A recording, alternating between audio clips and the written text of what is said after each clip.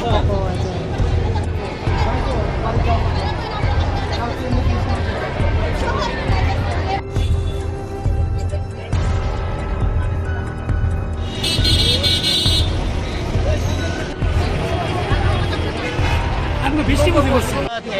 একটু স্যারের সাথে শিক্ষামন্ত্রীর সাথে দেখা করতে এসেছি।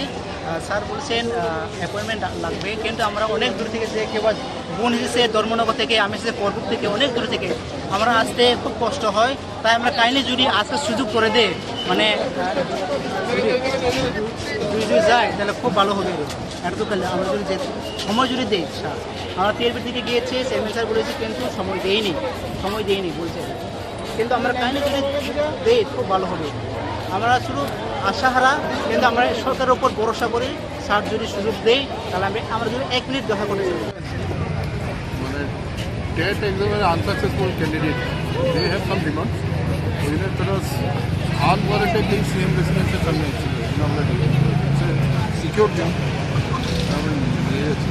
তাদের আগে আগাম কোনো পারমিশন ছিল না? না পারমিশন সিকিউর জব। কতজনকে তারা অ্যারাউন্ড